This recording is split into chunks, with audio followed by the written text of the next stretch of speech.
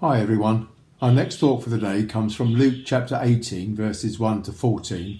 But once again I've cut the passage down a bit to 18 verses 9 to 14 to focus on the bit I want to think about today. I'm going to read it for us now.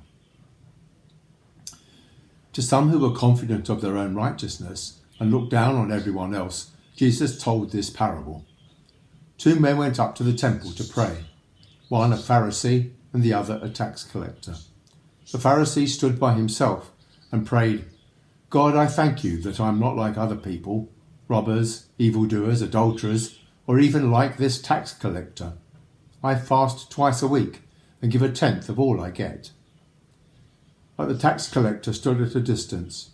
He would not even look up to heaven, but beat his breast and said, God, have mercy on me, a sinner.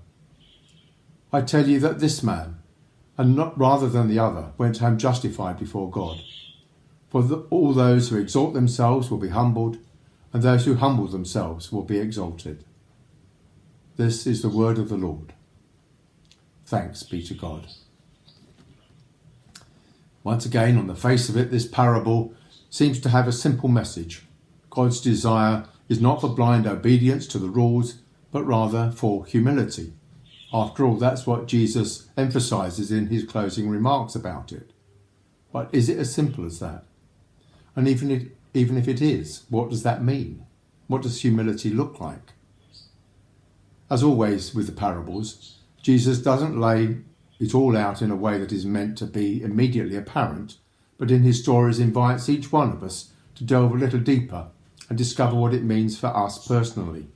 So let's delve a little deeper. Pharisees, as you may know, get a pretty bad press in the Gospels, but the reality is that they devoted themselves to being sure that they followed the letter of the law absolutely. That's what God commanded, and that's what they did, or at least tried to do. The things the Pharisee was praying were true, and were completely in line with what God said his people should do. But Jesus' focus is not on what he is doing, but once again on his attitude. At the beginning of the passage, Jesus points out he was confident in his own righteousness and looked down on everyone else. He clearly felt that he had it right, had nothing to learn, had no need of God's grace, because he thought he was entirely deserving of whatever blessings came his way through his unstinting obedience to the law. On the other hand, the tax collector knew he had nothing going for him. He was collaborating with the Roman occupying forces. He was probably, in common with most of his profession, ripping off the people by charging more than he should and skimming the excess for himself. He simply comes to God ashamed, aware of his faults, aware that he has nothing to commend himself before God, relying totally on God's mercy and grace.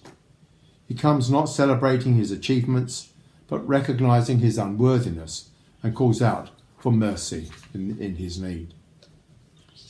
Clearly this need of God, this acceptance of his faults, coming openly, honestly, humbly acknowledging his failures in need of God, is what God desires and triggers God's mercy. His justification. Unlike the Pharisee, he is not proclaiming his own righteousness and finds he is in a place to receive the righteousness offered by God to all who come humbly to him, recognising their need of him. The obvious message to us is that we must be humble and know our need of God. True. But what then? It may be easy for us to recognise this call, even adopt this attitude. But, given human nature, we're in danger of finding ourselves saying, I'm not like these Pharisees, praising and revelling in the righteousness I think I have in my own eyes. I'm humble. I know my need of God. I've been given his righteousness because I know my need of him. Is that attitude any different from that of the Pharisee Jesus criticised? This is a very subtle trap, and we must be sure we don't fall into it, but truly know our reliance on God, his grace and his mercy. In my reading, I came across something along these lines. I've expanded it just slightly. Whenever we draw a line dividing people like us, those who got it right, from everyone else, those who are in and those who are out, we are in danger of finding God on the other side of the line. One of the things Jesus was crucified for, was his focus on and the time that he spent with sinners and tax collectors, those on the outside. He came, we're told, to seek and save the lost, to bring sinners, not the righteous, to salvation. As his people, we must follow him in this as in all else. Stand with the outcast and the stranger, and be ready to be criticised and insulted for it, if that's the price we must pay. So let's pray. Lord, have mercy on me, a sinner. As we seek to serve you, Lord, help us constantly to know our need of you, to remember that it is by your mercy we are forgiven, and by your grace alone that we are saved. Open our eye to the injustices of this world that seek to divide, and help us to be bearers of your love to all. Amen. Once again, here's a song for you to listen to as you reflect on these thoughts today, if that helps. Just skip the ads. God bless.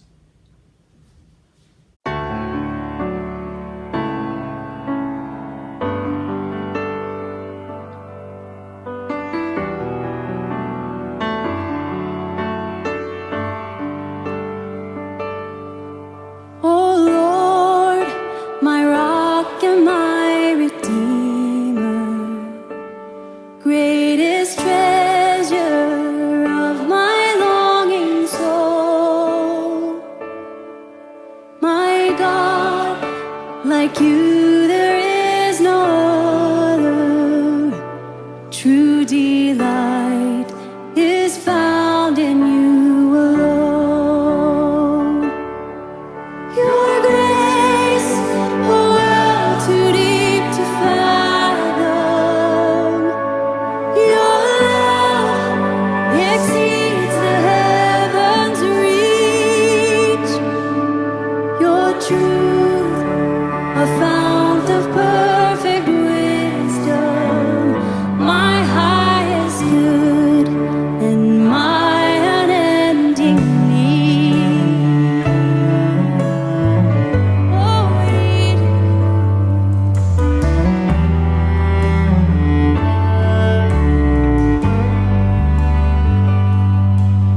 oh Lord, my rock and my redeemer, strong defender of my weary heart,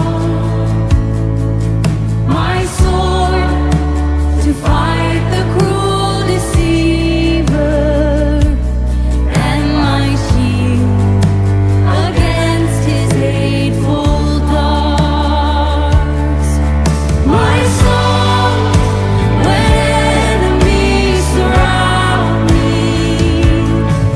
my hope when tides of sorrow rise, my joy when trials are abounding, your faithfulness, my refuge in the night.